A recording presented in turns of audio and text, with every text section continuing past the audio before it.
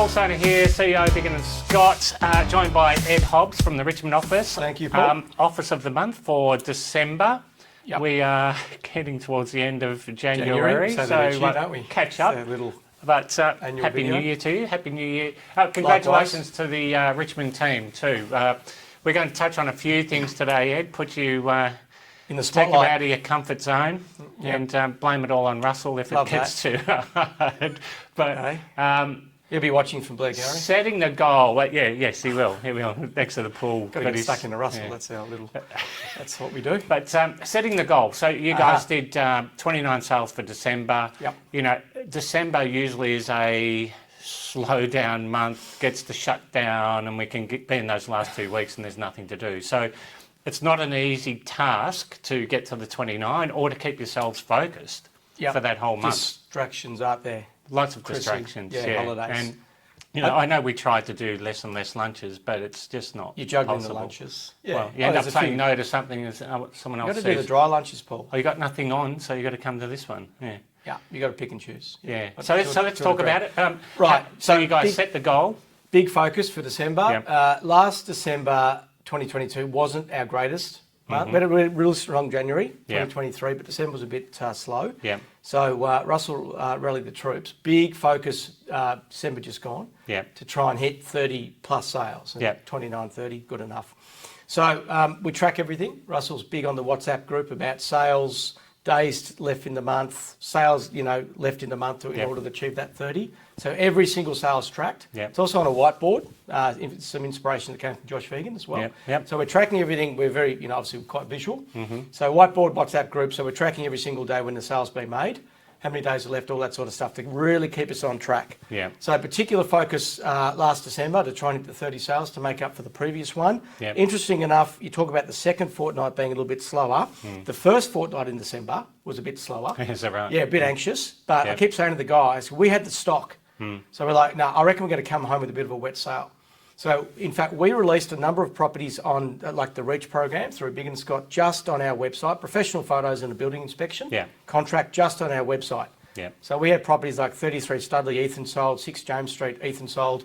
Phoebe did a couple as well in our direct team, just off our website. Now, these were sales that we're going to launch onto the portals in Jan. They're actually sold. Good problem, but all of a sudden we're now scratching around going, less stock in Jan. But it is interesting, isn't it? Because you guys, you really embrace the reach side of things, because when you've got something that is ready to go to market, you're taking it to market, off market. Or pre-market, pre-launch, soft launch. And really what it's enabled you to do, and I'm sure the buyers would be thankful, that you're servicing them a lot quicker. Absolutely. They're not having to wait. Yep, absolutely. So we found that really good. So these were forthcoming auctions that we sold. Had some really good conversations, and the owners are very happy to save their $8,000 in advertising. So just our website only. Building inspections, contracts are key. Professional photos too. Because and it goes out on ActivePipe, which Nikki sets up behind the scenes, and then we target certain demographics and price points in our database. The CRM.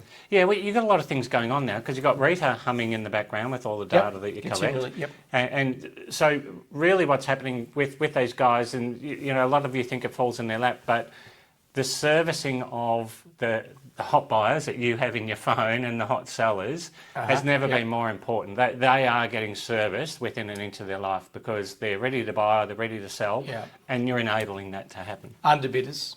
Underbidders. So we've got certain segments, 1, 2 bedrooms, houses, single fronts, doubles, townies, apartments, whatever, warehouses, with those buyers in those certain groups. So our particular team, like a Phoebe or a Ethan, will target these people before they, obviously, as soon as they're listed, that they're coming up. They may not be able to inspect straight away, but they're also being given that as a little teaser that's coming up. So ultimately what happens is everybody's got to have a break. So how did you all feel at the end of December? You've had a short break. You decided this year to have a fairly short break and come back and hit it hard. How's that gone? 13th of Jan I got back for the Saturdays. Look, the office was closed over that Chrissy to New Year period. So everyone had a forced break. It was funny. All the chat groups were really quiet. We all got back and everyone missed each other and sort of, start picking on each other again. The banter kicked in again pretty quickly. But I think everyone just tired out and just really needed some personal family time. So There's some, so we staggered the comeback, obviously, through Jan. So you got the stock levels? I think Emily listed 5 last week. Wow. Steve listed 5 as well. Yeah. The apartments are really keeping us going at the moment. Yeah. Houses are a bit slow. Yeah. We had, Phoebe had a townhouse. We had an auction on the 13th of Jan set, but sold back end of December. Just on our website. It was going to be launched on the portals early Jan. And sold. So the guys, Julie had a house sell, was a Zoom auction, and got bought forward. Russ came back and auctioned that, 4 bidders. Sold just over the top end of the range. Are they selling to the hot buyer list, or are they? This was on the portals, the Coppin Street house. But Emily's and Britt are doing a lot of sort of pre-off markets through our database only. Some of these addresses, it gets emailed through as sold. We're like, oh, what's that address again? Because they've emailed it through initially as a listing, but we haven't seen it on the websites as such. So they're selling them sort of off in pre-markets. So Britt's working that database beautifully. Lottie's doing some good work as well, as I said, with Julie. Iggy sold a couple as well, Ignacio. He's done well. Steve's got some good listings to come back to as and Emily and Britt are relaunching. I just got a listing I was chasing for about 3 or 4 weeks, about 2 minutes ago before we started filming. Yes, and I'm actually about to value next door. So, things are certainly moving. We're replenishing stock. Massive finish to December. Jan's all about the listings, trying to get 20 sales. I think we're on 13 as it stands, and that's because, Russell's little WhatsApp pings every 15 minutes. But good on it, because it really keeps us on track, keeps everyone accountable. So the story is, don't set yourself a big goal if you're not prepared to do the work. And the guys do the work, and, you're working Sundays, you're putting in the hours and the time. But massaging all of that data, that's been a big change, I think, in your business in the last 2 years, where you guys have really concentrated on the data. Well, I think we're less reliant on the portals and a bit more proactive on the pre and off stuff. And that also comes through in your listing presentation as well. So a couple of these, we said, look, I know you're ready more so in Jan. If we had a good buyer that was prepared on the longer settlement, stuff we're taught, logical stuff we're taught at training, we just implemented. We got a guy that's in Abbotsford that was sort of Jan Feb seller. We got a 120-day settlement, sold it in December. He's selling to go around, cycle around Italy or Spain or something for 12 months. Is he really? Amazing. As soon as he got the offer, all he's thinking about is, the bike was in the living room ready to go. He's like, I'm out the door. $8,000 less in advertising. Good price, factored into the net position of him.